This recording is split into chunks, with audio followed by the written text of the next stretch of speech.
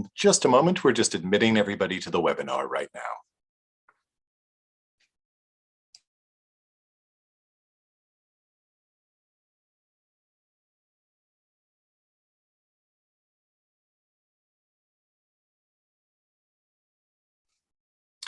Thank you for your patience, everyone. We're just admitting everybody to the webinar, and we'll be getting started right away.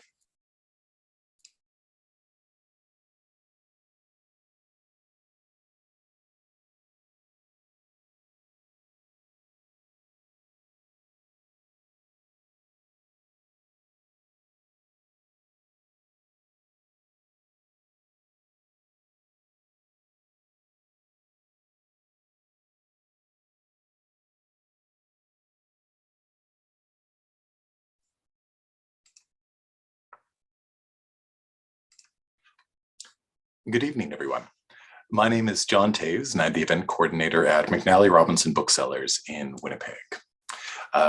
Before we begin, we would like to acknowledge that McNally Robinson itself is located on Treaty 1 territory. That's the traditional territory of the Anishinaabe, Cree, Oji-Cree, Dakota, and Dene peoples, and the homeland of the Métis Nation.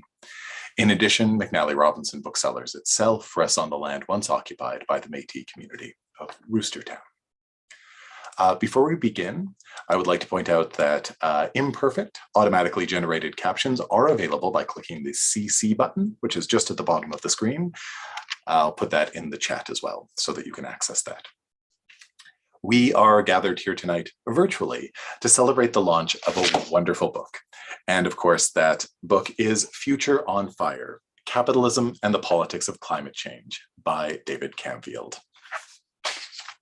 This is published by Fernwood Publishing here in Canada and is published by Pluto Press in the States. So we're delighted that both of them helped support this evening and bring all the details together. So thank you very much to both parties. We have an incredible panel of folks here to talk to you this evening, so I won't take up too much of your time right now. I just have a few quick housekeeping notes to review that I'll go over.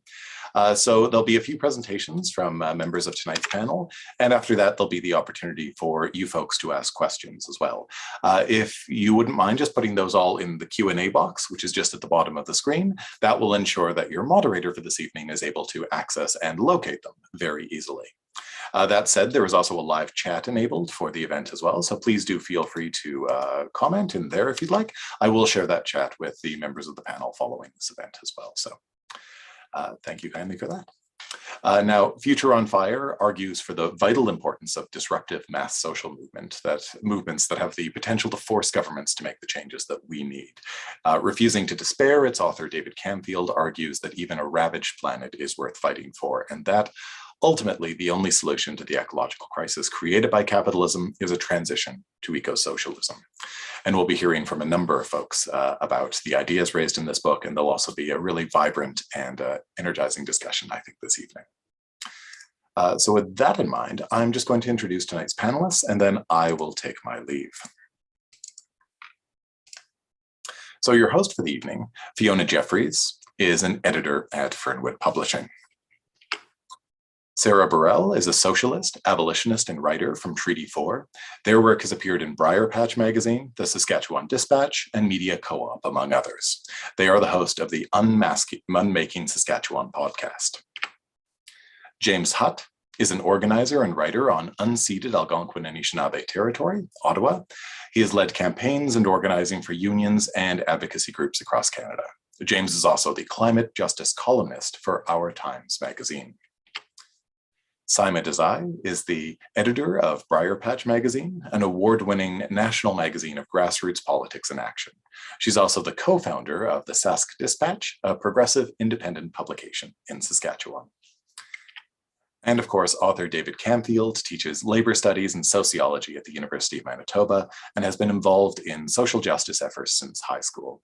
He is the author of We Can Do Better, Ideas for Changing Society, and Canadian Labor in Crisis, Reinventing the Workers' Movement.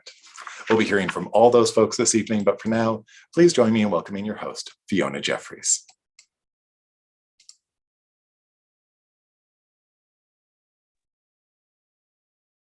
Hi, everyone. We are going to get started while our speakers and presenters turn on their cameras and show themselves. So thanks for that introduction, John, and thanks everyone for being here. And thank you to the folks who are joining us online. It's great to have you here in this discussion about this amazing book. So we're just going to start right into it and have our commentators just say some words about this wonderful book.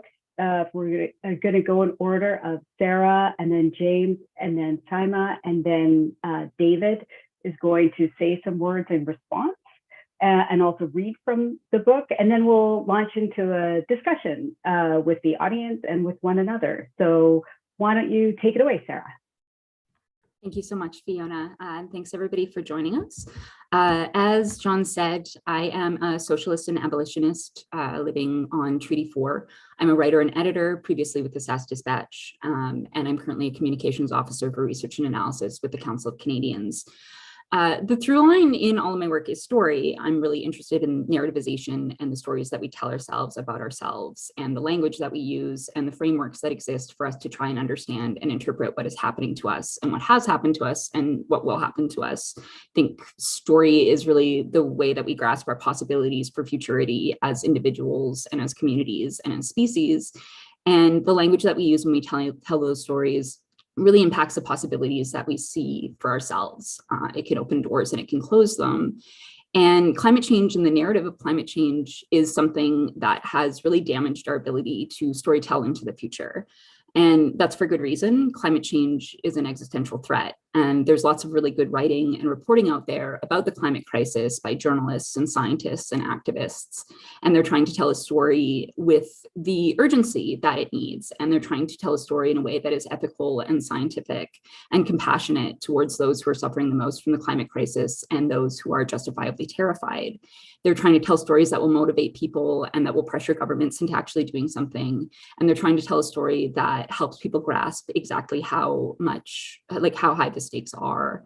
And what that has often meant, I think, is storytelling around climate change that is much more measured and cautious than maybe more the situation warrants, or that tries very hard to avoid any kind of language or assertions that could be seen as ideological, or that is really focused on the immediate future and very focused on the urgency of dismantling fossil fuel infrastructure.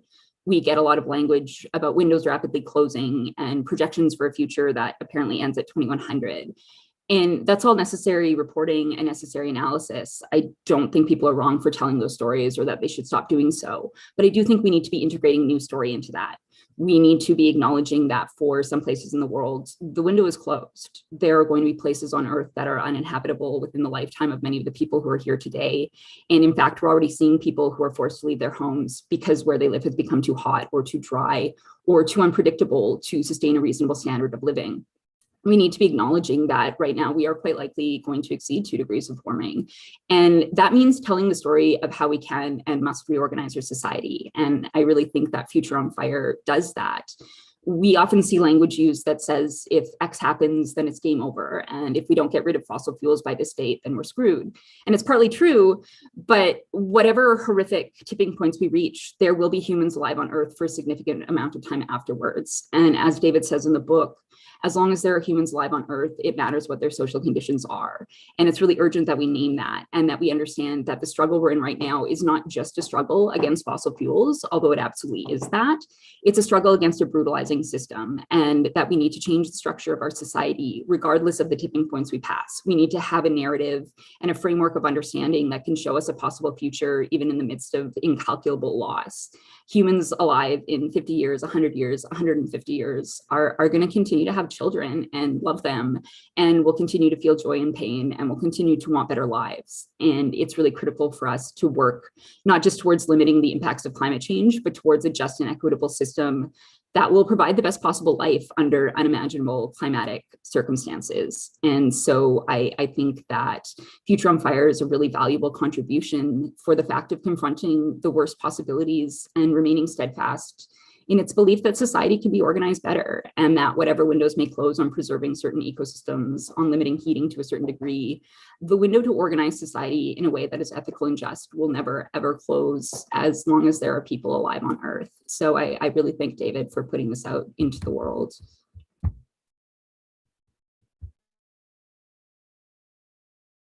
Thank you, Sarah. James, do you want to? Sure, thank you. Yeah, I'm very happy to be here and honored to be speaking about this incredible book. I first got to know David through his book, Canadian Labour on Crisis, which I think came out in 2014. Correct me if I'm wrong, David. But it's funny because I read it at the time and I was a climate activist who was only starting to think about labor and how to relate to it. And now, years later, I find myself firmly entrenched in labor and only kind of doing a bit of climate indirectly. David has come out with this book on the climate movement. And I wish I could have read this, years ago, all way back then. It would have saved me a lot of time. I think there's some really invaluable lessons and like a roadmap in here and a survey of the landscape that would have stopped me from spending a whole bunch of misdirected energy just trying to figure out how do we actually tackle climate change. And I think that misdirected energy is everywhere in the movement. And I also think it's a bit funny because as I kind of straddle labor and climate and go around like that, for the labor movement, I am somehow still technically a young worker. Whereas for the climate movement, I am old. I am very, very old. Like they're going to put me in a glue factory soon. And I'm curious just to hear about like who's here tonight and who's the audience that is like picking up the book. So I don't know, John, if I'm breaking the fourth wall here, but I'd love it if people could just put their name, where they're from, and if they're like a student or if they work and doing what into the chat, just to get a better sense of the audience. Because for me, I came through climate to labor and really kind of find a home here and working on climate in that way. And I think this talk is particularly important right now because we are on the eve of COP27, the international climate negotiations about to kick off next month in and all the countries will send their negotiators to hammer out a deal. And like every year, Canada will show up and promise an even bigger, flashier, more ambitious target than the one they didn't meet last time. And it's this kind of perennial treadmill. And I first kind of got my start or cut my teeth as a climate activist in COP17 10 years ago. And we went and really tried to do a whole bunch of tactics to expose the Canadian government and shame them into doing the right thing or using like pressure on the negotiators. And we ended up doing some stuff and getting kicked out and embarrassing Canada on the international stage while the environment minister at the time was pulling out of the Kyoto Accord. And we considered that a win, but of course, business as usual continued. The COPs have continued, and there's still not a deal in sight. There's still no binding targets that's actually going to get us to the world we need. And I think we kind of have to ask why. And David's book, Future on Fire, is brilliant in that regard because it asks, how did we get here? What is climate change? Who is it impacting and how? And really highlights how we structure society and how that's determined by it. And then for me, the really important pragmatic question is then what do we do about it? And David is clear that the only answer that can save us is social movement and how we build people en masse to come together and to confront capital. The other thing that David does is clearly locate the problem as capitalism. It's not just a few bad apples, it's not the wrong politicians, but it is the laws of motion of capital that are forcing us down this road to this existential threat to our entire species. And asks, why can't we do anything about it? Why does COP after COP, sorry, I keep saying COP, but I realized it didn't actually spell out that acronym. Apologies. This is the problem with the climate movement. One of them. It's the Conference of Parties. It just means the UN climate negotiations. Why haven't any of them like really produced change? And why, if we're thinking about the fact that countries send the negotiators and what they do there is probably indicative of what happens at home, why haven't social movements been able to put enough pressure on them to actually win? And I think that's a really good question. And David hones in on it. He kind of does this beautiful roadmap of the climate landscape and takes us through false solutions in terms of geoengineering or businesses greening themselves to also ineffective and fake strategies, thinking about like electing few like nonpartisan climate champions across political parties, or pushing the NDP to the left, or taking over the Green Party or what have you, and kind of all the questions that I and many others have been grappling with for years and thinking about what do we actually do about it. And then why aren't they working? And I think David the book does this really well in saying that if we're incorrect in identifying the problem, the strategies for solving it is never going to be that effectual. It doesn't matter how much we tinker at the edges in a lot of these things, unless we're actually building the power through social movements to confront capital and push back and win reforms from them. We're missing kind of the forest for the trees. And I kind of want to just put out two provocative points that I'd love to hear other people's thoughts on. And they are that, one, I don't think we actually have a climate movement in Canada. David, you're clear that social movements are the one thing that'll save us, and I absolutely agree. But I would add that in Canada, what we actually have are a handful of nonprofit organizations who have paid staff, who are funded by capitalists and their foundations, that ultimately set the contours of the climate movement. And in my mind, I see that as an obstacle to a genuine democratic mass movement of people bubbling up to have the power to confront capital. And I think, whatever NGO climate justice organization is out there, they're probably, some are doing really good work. Some are just, front groups for the Liberal Party. But there's a limit to what they can do in terms of pushing reforms, deepening resource and wealth redistribution. But there's also like a fundamental lacking piece of democracy in which, if I'm an everyday person where I live here in Ottawa, how do I actually get involved, gain skills, and set strategy or provide feedback and set the course? And I don't think we can have a climate movement capable of winning the reforms we need without figuring out how to deal with that nonprofit industrial complex and allowing something to break through that is a democratic mass organization and allows us to do something more effective. I expect I'm getting a bit short on time, so I'm going to wrap up by just saying that the other point I wanted to raise is then, if it's mass movements, mass social movements, what are we getting to do? And for me, the answer has to be, and the one that I've been thinking about over the last years as I think about my energies, is workers and getting working people at the point of production and reproduction to come together and really pose a threat to capital. That's kind of the only thing that can withstand and bring capital to its knees, at least temporarily, to eke out some of these reforms. And so for me, I'll just wrap by saying, and I'm excited to hear all of your thoughts on that, but that, David, this is a brilliant conversation you started. And I think Future on Fire does a terrific job of laying out what climate change is and how to think about it and how we think about the way forward, especially for being such a small book. It's very short and it's packed with brilliant information. And you give the readers both of internationalism, of other struggles and how they have to come together, and other histories that we can draw on, particularly like the parts you drew on in Palestine and Jewish resistance during World War II were brilliant. And like, this is all so much like valuable insight I wish I had over a decade ago. And I'd encourage everyone to read it and pick it up, because it'll save you a lot of time that I wish I would have saved.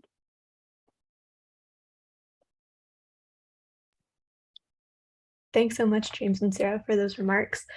My name is Saima. I am the editor of a magazine called Briar Patch Magazine, based in Treaty 4 territory in Regina, Saskatchewan. I've had the great pleasure of working with David on a number of different articles for Briar Patch.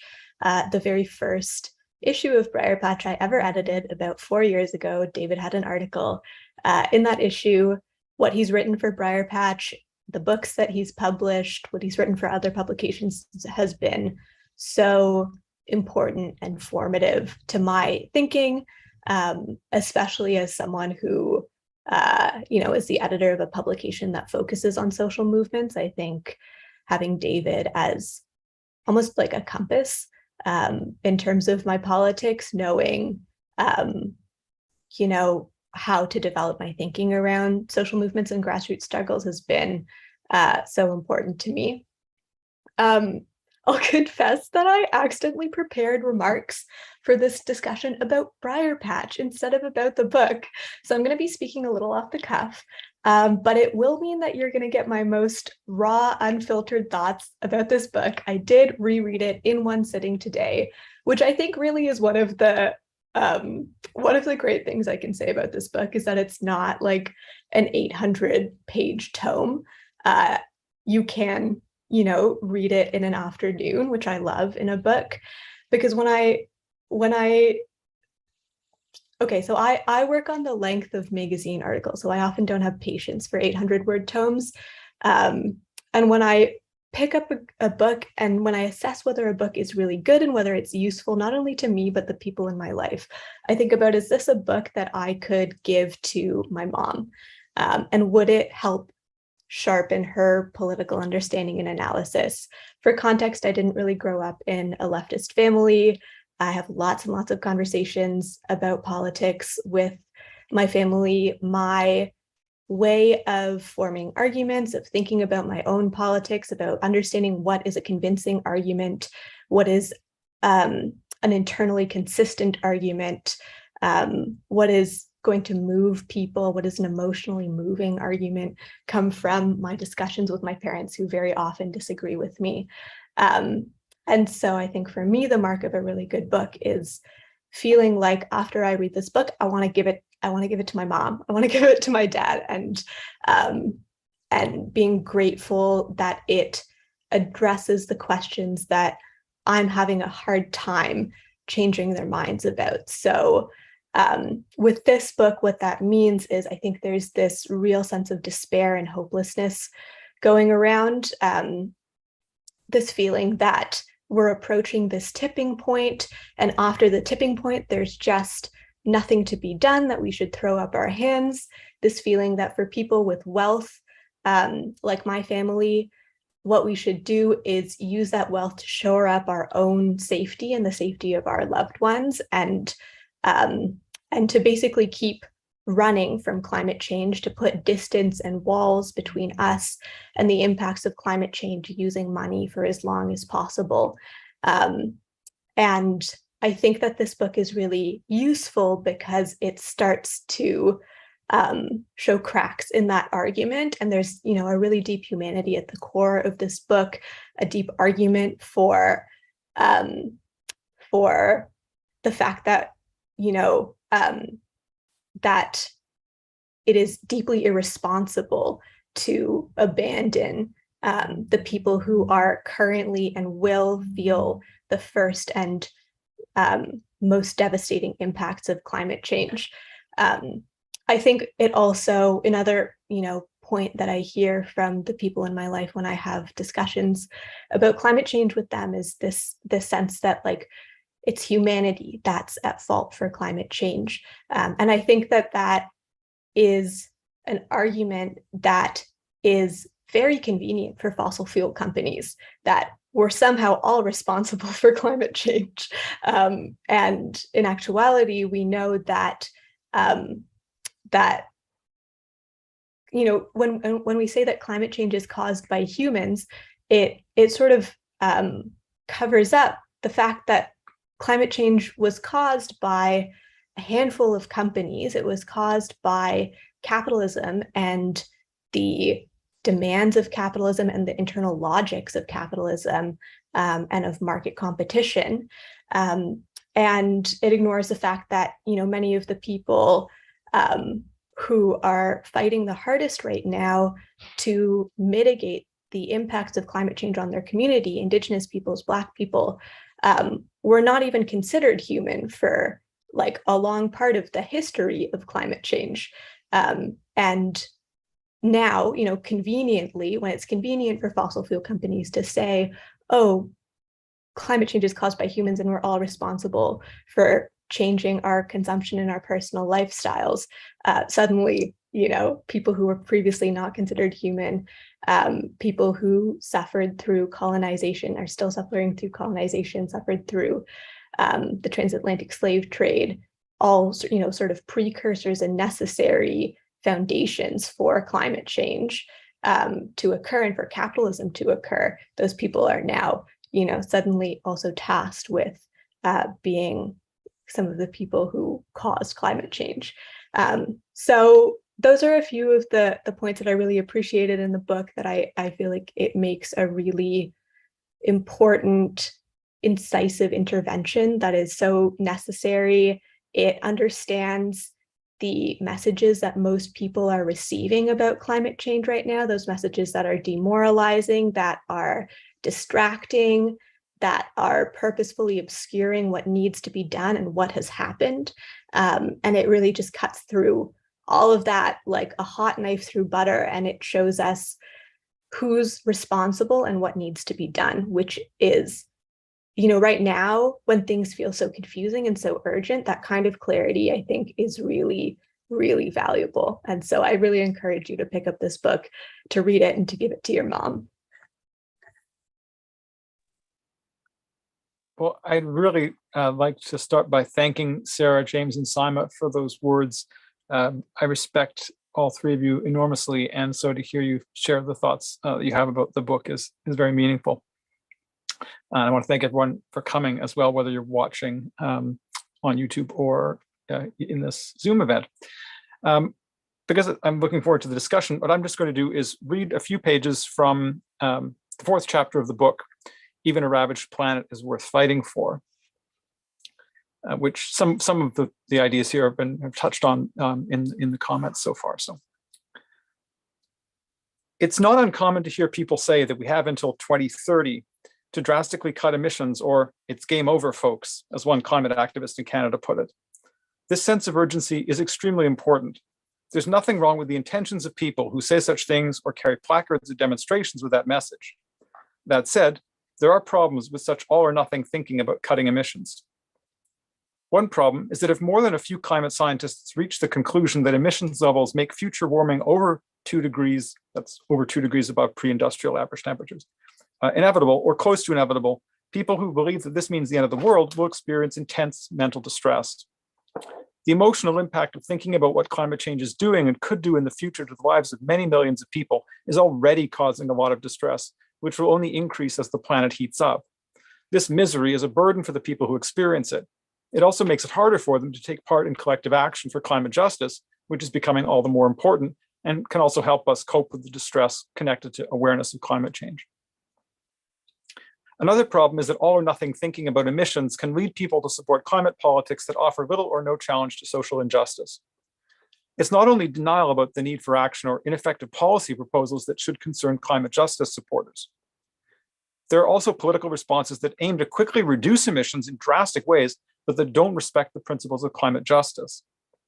If global greenhouse gas emission levels continue to make heating over 2 degrees probable, more people are likely to endorse urgent calls for deep emission cuts that aren't linked to social justice, if those calls seem the most realistic or politically acceptable response. For example, there may be more moves to slash emissions that aren't accompanied by commitments to create decent jobs for workers whose jobs will be eliminated in the transition from fossil fuels. Or there may be plans to expand nuclear power generation, whose ecological and social consequences should rule it out for supporters of climate justice. Policies could be proposed that would bring about a speedy transition from fossil energy, but reduce funding for public services and raise taxes in regressive ways to pay for it. Desperation could drive people to form underground cells to carry out sabotage or worse, assassination attempts on government figures or executives of fossil fuel firms. Even worse is the prospect of support for a multinational scheme to reduce global emissions and construct a system of solar radiation management to lower temperatures. Solar radiation management is a kind of geoengineering that would inject synthetic aerosols into Earth's atmosphere in order to reflect more sunlight and cool the planet. Once established, it would have to be maintained far into the future. Interrupting the injections would trigger devastating warming. For such a scheme to be effective, there would have to be some kind of multinational institution with the ability to oversee it. This would require backup from decisive power, ultimately military might, over the world to enforce the rules of the solar radiation management scheme. Less frightening proposals could still be easily tied to suspending civil and democratic rights, flowing with today's trends towards minimalist democracy. It's not hard to imagine politicians arguing that the climate emergency justifies not only bold state action to transition from fossil fuels, but also forcibly relocating people from coastal areas, further restricting cross-border migration, banning strikes, or overriding the rights of indigenous peoples. An endless range of reactionary policies could be justified in the name of saving Earth. All or nothing thinking about cutting greenhouse gas emissions encourages acceptance of such policies. Quite simply, the world won't end if we learn that future warming over 2 degrees has become inevitable, with the prospect of feedbacks further accelerating climate change. It won't be game over for the billions of people alive at the time. Instead, we would find ourselves facing an even more frightening future. The need for a comprehensive reorganization of human societies in the reasonably near term would become even clearer than it is today, but who will survive and how they will live would be even more of a question. If we find ourselves in this situation, it will be even more important than it is now to struggle for a just transition from fossil fuels and other sources of greenhouse gas emissions. The difference between a world with an average temperature 2.5 degrees higher than pre-industrial levels in 2100 and still warming, and one that's 3.5 degrees hotter and warming even faster, the difference between historically unprecedented suffering and full-on apocalypse, will be measured in millions of deaths. The struggle over how societies adapt to climate change, the fight for what we can call just adaptation, will also grow in importance as the climate scenario worsens. Andreas Malm is right. Overshoot of targets for climate mitigation calls for more, not less resistance. As long as humans are around, resistance is the path to survival in all weathers. It didn't become passé in 2009, and it won't do so in 2029.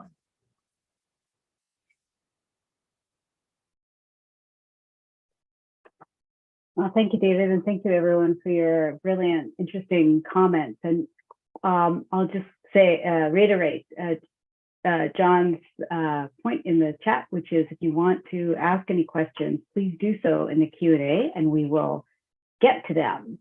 So while people are revving up and thinking about their questions or comments, interventions, I will just ask a question. I think what's interesting about all of your comments and about something that I was thinking while I was reading the book too, and I totally agree with Saima, it is an excellent example of a book that is written to be read in a couple of sittings, and it's very, the pacing is excellent and it's very informative, and it does not do what a lot of I think people expect from climate literature, which is talk about sort of focus on how doomed we are. And I want to talk about that a little bit, or ask you a little bit about that, David, and because all of your comments, while thinking about and wanting us to attend to the urgency and the violence of capitalist climate crisis, also, you are all concerned or interested in or raise the question of hope and of how do we kind of maintain a sense of hope, or what is the emotional effect of this somewhat overwhelming, or not somewhat, totally overwhelming feeling. So I'm just curious about I have a couple questions, but maybe first I'll ask, what provoked you to write the book in the first place in this way, and using this form and using this framework, particularly about thinking about the future, and also using this terminology of fire, which both connotes struggle as well as urgency and suffering and so on. Does that make sense, the question, David? Yeah, thank you. So the fire part of it, I have to just credit to my editor at PM that came up with that as a way of thinking about it for the title. But I think it does have that meaning, which you got it. That was what we were thinking. But in terms of how I came to write it, it was really my experience. I'd been thinking about some of these questions, and I was able to teach a course that in part dealt with them at university. But then it was in the summer of 2019 when it was clear to me that something was really changing in terms of mobilization for the September 2019 climate strikes, the youth climate strikes. And I found myself in Winnipeg, where Winnipeg is a city in the summer where people don't go to political meetings because it's the few months which is where it's warm and people like to be outside and not inside. And I found myself in summer evenings in meetings with more people than I'd been in meetings with for ages. So people would come out week after week, day after day. There was real momentum, and many of us experienced the amazing youth, mostly youth, but not only youth, mobilizations that happened in September of 2019, which means a very different political moment than the one we're in now. But my experience it was very inspiring, being part of this convergence of people in the mobilization for that. for that day. But at the same time, it was really clear to me that there were some big weaknesses in terms of people's political understanding of social movements and change and what we were up against, all these kinds of questions. So I thought something I could try to contribute to people like the participants in that organizing and others who are grappling with the questions of climate change would be something like this. So, and because I have a job that where I have the luxury and at the same time the imposed requirement to publish, that I thought, well, I should try as an ethical thing to try to contribute something to this. And so that's the story of how it came to be the book that it is. Interesting. That it just made your answer just made me think of a follow-up question that I had while I was reading it, and also that speaks to something that James raised, which is around thinking about the struggle aspect of it, mass movement, and if you if you could respond to James's provocation that we don't actually have a climate movement, and because you do talk about this sort of problematic, what you see as problematic climate movements and hopeful revolutionary climate movements. And I'm wondering if you can sort of talk a little bit about what are the distinctions between those and what makes those distinctions important. Okay, I'll try to be brief on this so to make time for other people, but I agree with James's point. I think it's a really important one because there was a climate movement in late 2019 in the Canadian state. I mean, there were, if you look at the number of people who were taking action, and I talk a little bit in the book about what we mean by movement. So I think the term social movement is incredibly overused, and that it's not a kind of a pedantic point, because it actually misleads us. When we call small groups or small mobilizations a social movement, it doesn't help us get clarity about the kind of movement that would be needed to actually make the kind of change that's needed. And so it's not to dismiss the work that people might be doing in small groups and so on, but environmental NGOs are not a social movement. Small groups of climate justice activists are not a social movement, and so on. But thousands of people taking collective action in the way that happened in the September of 2019 and in the run up to it, and continued after that too. And the way that so much of that energy flowed into solidarity with the Wet'suwet'en struggle, right? That was very important. And then the pandemic hit. And that's a world historic event for all sorts of reasons. But one of the things is that what it did to kill or severely wound the climate movement, including the climate justice wing of it, in not just this society, but many societies. And so I think it's true that what we have today is, a lot of people who have got climate politics, right? Climate justice, people who've got some of those ideas, that experience of 2019 didn't go away, and things that have happened since then, led people to continue to be political about this. But there's not something that we could call a movement.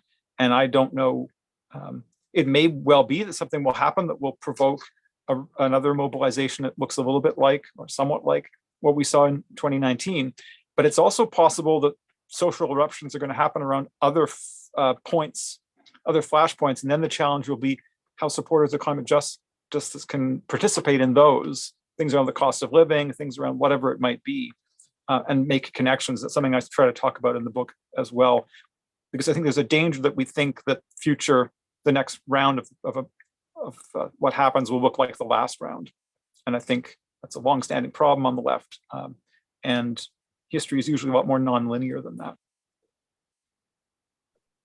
Great, thanks. James, do you want to respond to? Sure. Yeah, I think David is spot on there. And I think kind of the question before us, as we have these uprisings, we have these large spontaneous mobilizations, what do we do? What structures do we create? What organizations do we create to sustain them and to allow people to grow, deepen their analysis, deepen their skills, and so that we have something more where the climate strike mobilizations or like the BLM mobilizations of the past year of COVID time has shifted, I don't know anymore, recently, to stop them from just being spontaneous uprisings that happen and then fade out. And how do we actually have it so it's democratic and people are feeling not just ownership, but like they can actively be part of it? And I think I just thought of it for the first time, so don't quote me on this, I need to think about it more, but like for all its failings, I think the Occupy movement was more so in that way, because anyone could show up to the square or whatever and like have some sort of democratic process. And there wasn't much to sustain it. There wasn't organizations, there wasn't like a party of some sort, but it's an interesting model. I'm not saying we should all sit down and have very lengthy consensus meetings, though. That's not the answer.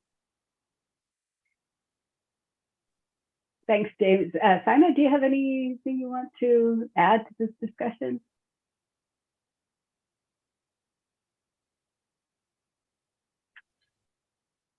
Nothing major, but yeah, I think that the point that in Canada, whatever could pass as an environmental movement, or people who are interested in environmental justice are perhaps overly reliant on the big environmental NGOs is a good point. I think also, I think about, what does that mean for those of us in places like Saskatchewan that don't have huge environmental NGOs that work here the way that, say, BC does? And it means that we have to think about our organizing differently. It means that we can't rely on those NGOs. And it means that, yeah, in a lot of ways, I think that here in the prairies, we're in the belly of the beast. Saskatchewan has the highest per capita emissions in Canada. And I feel daunted, but also hopeful about the kinds of organizing that can emerge from the prairies because of some of the particular circumstances we have here, and in part because of, because of that lack of environmental activism sort of being centralized and managed by environmental NGOs. Yeah, thanks. That's such an interesting perspective to bring to this, like the sort of geography of the struggle and like where, what is happening where. What about you, Sara? Do you have anything you want to add to the? Yeah, one of the things that I found really valuable about the book was that David brought up that climate organizing can spark in places that don't seem necessarily like they're directly related to the climate, and that kind of organizing towards in environmental movements, it can begin elsewhere. And one of the things I think is important, especially in places like Saskatchewan, places that are that tend to not have that kind of cohesive movement and tend not to have attention paid to them by those larger structures, as Saima mentioned, is looking at the things that are happening on the ground and making connections between various other movements and various other organizing that is happening and directing that with climate. Like, for instance, like there is some work towards abolition, the abolition of police and prisons in Saskatchewan, and abolition is a climate justice issue. It is, from McNally to Wet'suwet'en, it is the police who are arresting land and water defenders. It is the police who are eating up 20 to 30% of a given municipality's budget, which is money that could be going towards a just adaptation, that could be going towards building structures that can withstand climate impacts, that could be going towards things like better public transit, that could be going to sustainable housing, that could be going to building these things up. And so looking at those places where people are organizing towards social justice and making those connections and doing those things. And I also think that looking at municipalities and the strength that municipalities have. So, 44% of the given emissions, like municipalities have control over 44% of emissions in Canada. And that is something that we can look at, and we can look at how can we pressure our city councils? How can we bring about other movements that are organizing against the police, that are organizing towards better schools, towards organizing all of these things? And how can we bring that and put pressure on these smaller governments, these smaller councils and things like that. So just making those connections between the organizing and the infrastructure that is already there and trying to work within that, I think, is something that is really valuable when it comes to climate organizing. Great, thank you. I'm just going to turn to the audience questions now and try to sort of compress them. A number of people have asked about the question of hope, because this conversation has brought that up, as well as the book and the topic in general raised it. Dorothy asked the question about the kind of the possible, like, how your thoughts, David, and others too, have been shaped by the COVID experience and the pandemic experience, and what are the parallels between, or possible parallels to connect the ways in which the battle over the definition and how to think about the pandemic, and how to think about the character of COVID and how it spreads and so on, like all of those struggles, how that connects to the climate justice struggle.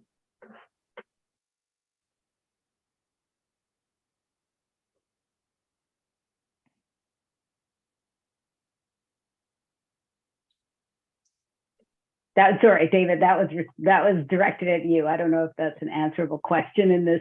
Well, it's a great question, and the funny thing is that in recent months, some certain amount of my energy in terms of union stuff has been going into work around COVID-19 health and workplace health and safety. But I haven't really thought very much about this in relation to the climate or the ecological questions more broadly. I mean, it is part of the ecological crisis. And I think maybe a starting point is that we have to recognize that climate change is one part of a broader ecological crisis that has a bunch of different dimensions to it, many of them. One of them is the spread of zoonotic diseases like, SARS-CoV-2, the virus that causes COVID-19. And there are also the ways in which the ecological crisis is likely to, give us more pandemics. And so, yeah, there are questions around how we understand, how ordinary people can appropriate the scientific knowledge for themselves and try to cut through the way that it's presented to us by the state. That's an interesting kind of, maybe connection between climate and pandemic politics.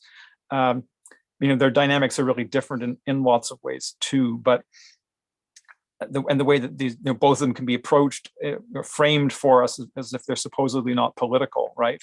The idea that we all have to come together to solve the climate crisis because it's a problem. It's a problem for humanity that we all caused, that thing which was already mentioned. Also the pandemic can be presented as something that's also outside of politics, outside of social relations, and we need to question both those stories to go back to where Sara was starting in terms of how we tell stories about what's happening. And we need to address both of them from the perspective of, I guess, more broadly what we could call ecological justice. But there's more that could be said about that I have not thought through. No, and it's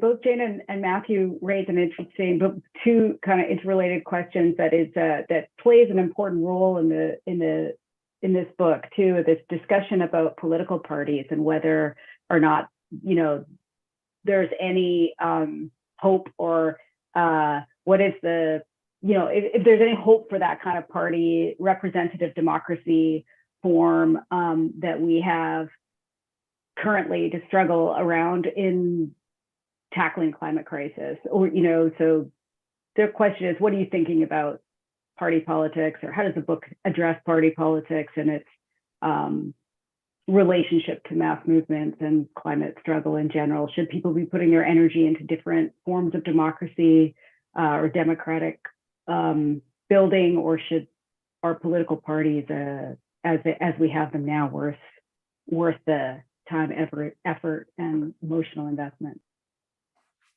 It's an interesting question to ask after what's just happened in the BC NDP, which should be very instructive for anyone who's thinking about the NDP as a potential vehicle for climate justice politics. But again, I'll be as brief as possible on this. The book does talk about it a bit. And parties are, they're a reality, and supporters of climate justice need to think about where political parties fit in relation to our goals.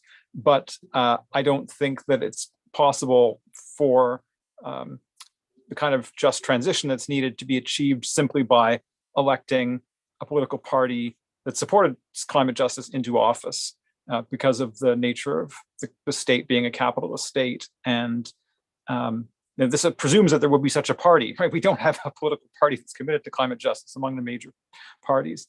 But even if there was such a party, even if it was possible to take over an existing party or start a new party, that doesn't solve the problem, because I think it would be a big mistake to think that fossil capital would simply allow a democratically elected party within a parliamentary system to implement a just transition. And that's why social movements and the struggle of mass social movements is so important if there's going to be any hope of a just transition.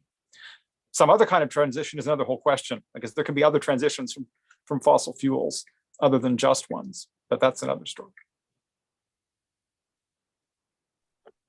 Great, yeah, that's an interesting important parallel to raise with the BC case. I'm just going to ask one more a question that's in the chat, which because we're getting close to our time here, and maybe others can also tune in response after David responds. But Julia is asking about what is the role of the labor movement in fighting climate change or the climate crisis, given that the power that working people have to disrupt capitalism, it seems to be an important part of this piece.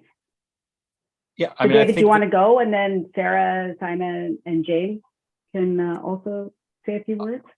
I'll just say very briefly that the working class, understood in its broadest sense, right?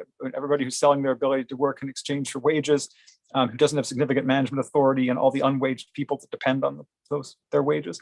The working class has enormous potential social power, and in the workplace and in society more broadly, the possibility of working class struggle being, it's critical to the possibility of a just transition. The relationship between that and the actually existing institutions of the mass organizations of the labor movement, which in this society means mostly unions, which exist in a very bureaucratic form, highly constrained by the state's labor relations regime. That's a complicated question, because unions are absolutely important.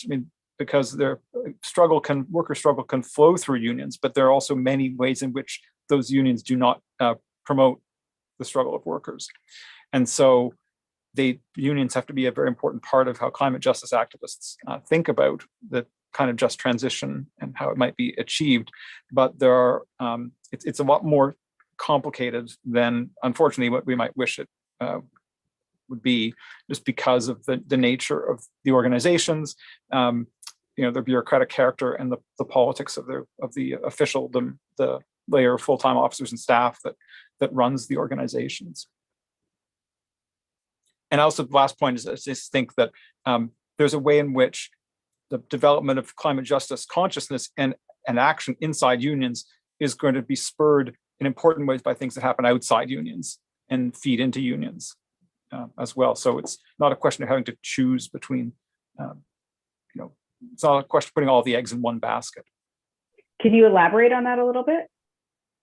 Oh, just very quickly, that I think that there's a way in which politicization of people taking to the streets in ways like happened in late 2019 and other kinds of ways, that's going to happen, I think, more quickly outside of unions in many cases than influence unions, kind of permeate unions or bubble up as members who are participants, but not, they may be participating in the social movement activity, but not as union members, right?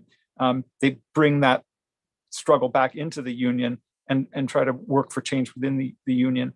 That's, I think, something we've seen happen in various ways in the past.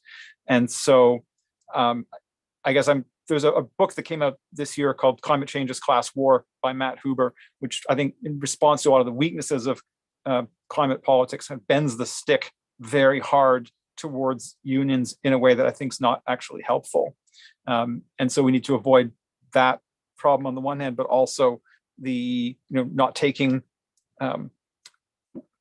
unions and working class struggle seriously, which is a big problem for a lot of climate activism.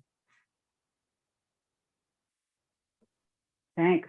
Sara, do you have anything you want to say in response to that question? Yeah, I think the one thing that I would add to that is that when we look at the organizing that's going on, like really valuable organizing that's going on around climate, it is often taking place outside of unions, and it's taking place among people who are not part of unions. It's taking place among youth who do not have jobs or do not have jobs that allow them to be unionized. It's taking place among gig workers and workers who are in really precarious positions and don't have the protection of unions. It's taking place among people who belong to a peasant class where they do not have that kind of structural protection. And I think that we should think really deeply about what it is, and I'm wearing my Unifor Local shirt. I am glad to be a part of a union. I believe in the power of the labor union movement, but I do think we should be thinking a lot about what it is about these workers who do not have the protection of a union, or who are not part of a larger union structure, and how are they building that power, and what are they doing with that power, and then how can we learn from them as people who are part of unions, as people who are unionized workers, and apply those kinds of pressures. Because I do think very much that in the same way that social movements need to figure out how they can, pressure, ways that they can pressure government effectively, we also need to be thinking about how do we pressure our union leadership, and how do we move the needle within our unions, because it's not going to come from the top down. Any kind of change is not going to come from the bureaucratic structures. It's going to come from the people, and it's going to come from workers, and it's going to come from the grassroots. And so I think that that's something to really think about when we're talking about what role the labor movement has, is what do we mean by the labor movement? Do we mean the bureaucratic structures, or do we mean workers? Right on. Thanks, Sara. Saima. Yeah, I think some very good points have been made about unions in Canada and the ways that their hands are tied by leadership and their bureaucracy. I think that what really needs to be done is to democratize unions. And I think that will have impacts far beyond workers advocating for climate justice. I think it'll improve, it'll improve worker power in general. But in order to do that, in order to have union membership fight to democratize their unions, and to see climate justice as part of what they're fighting for, I think we sort of have to think about how do we frame climate justice, and how do we frame climate change. So one way that I think is interesting is to sort of frame climate change as an occupational health and safety issue. So this sort of ties into the connections between the pandemic and climate change. I think that if workers are equipping themselves with the tools to fight for the right to refuse unsafe work, to fight for decent working conditions under the pandemic, that sets them up well to have those same protections and fight similarly for decent working conditions, the right to refuse unsafe work during climate disasters, which we will all certainly face. So I think that's the biggest thing, and it also moves us towards responses to climate change that are not just climate policies to slash greenhouse gas emissions at any cost, but to do so in a just way. I do think that that workers fighting to democratize their unions and to leverage the power of working in concert, of bargaining in concert, of striking in concert will be really important to that. Great, thanks, Saima. James?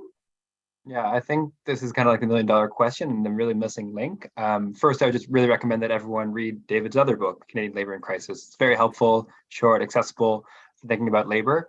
I had a mentor when I was working at the Canadian Union of Postal Workers who told me that outside of withdrawing your labor and interfering in capitalist accumulation, like all you're really doing is begging. You're just begging the state and decision makers to do stuff unless you've actually got power. And I think that's kind of the real question. And when we're thinking about climate change is how do we have power? How do we build power?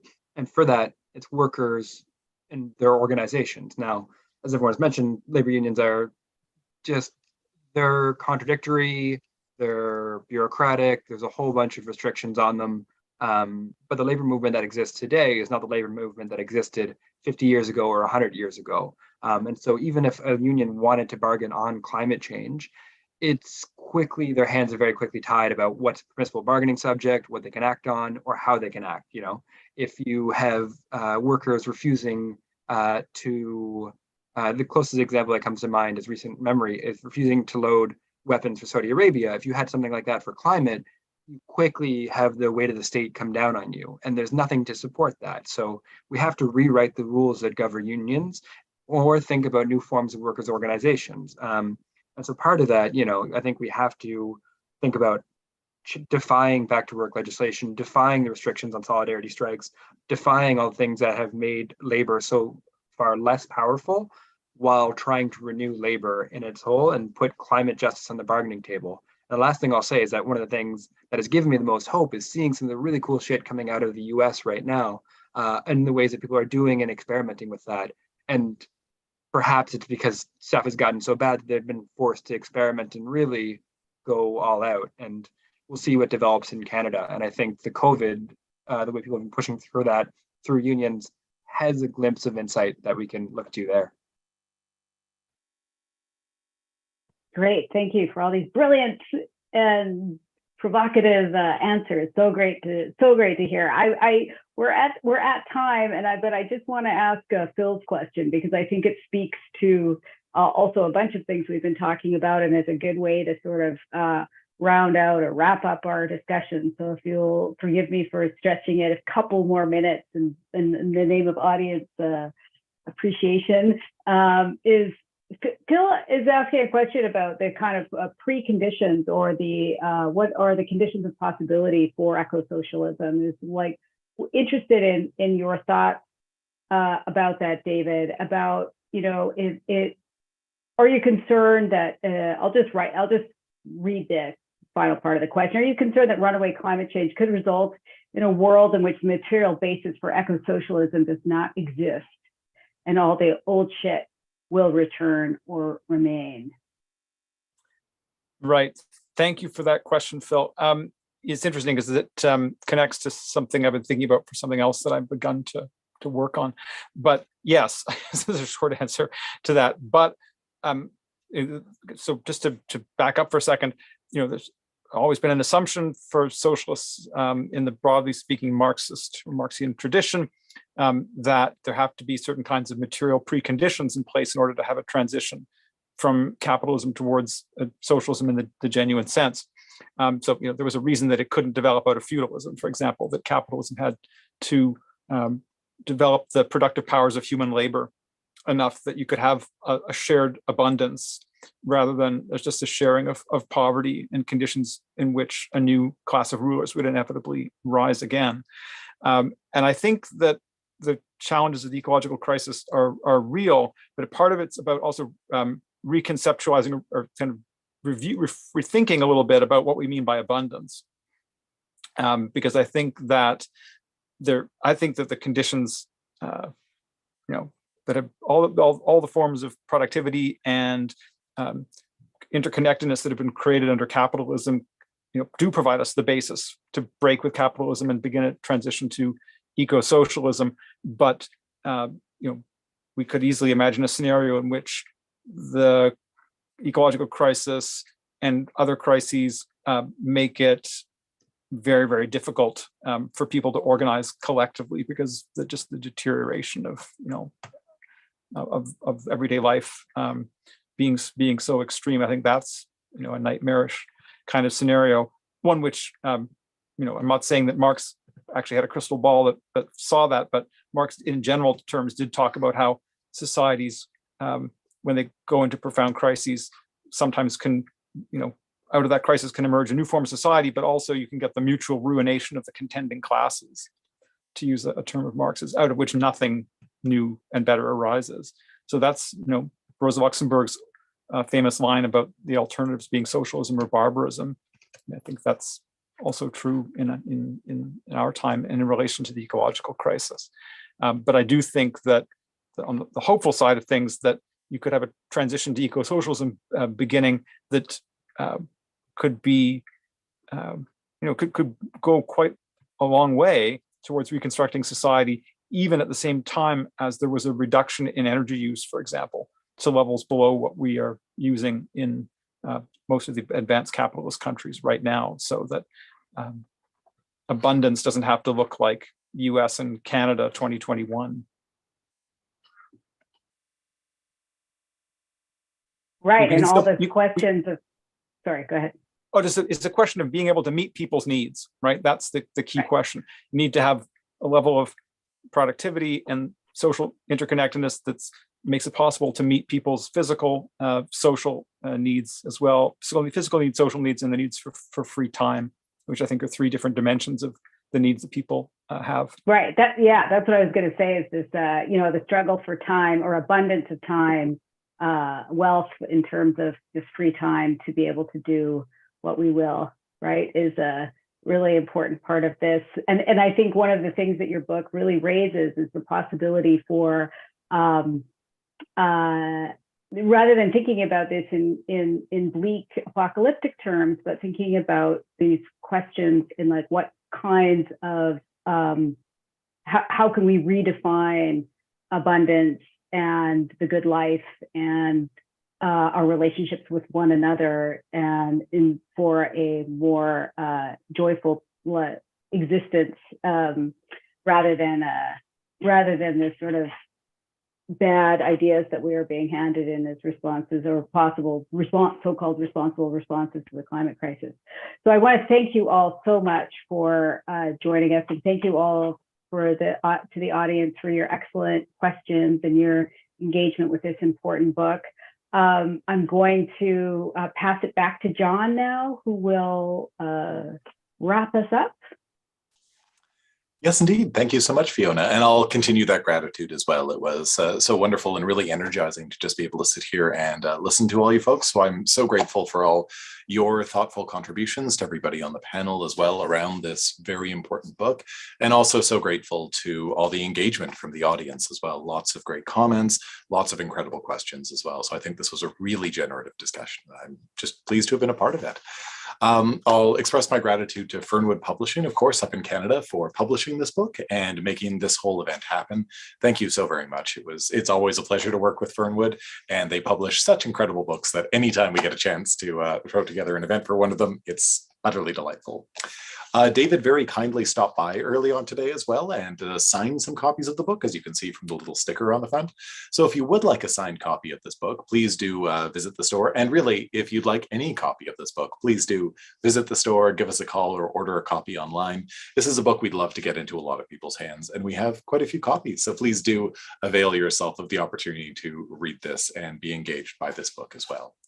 So I'd just like to close once again by thanking everybody on the panel, to Sara, to James, to Saima, to David, to Fiona for your wonderful hosting as well. Thank you so very much. And thank you all. Have a wonderful evening, everyone. Thanks, everyone. Take care.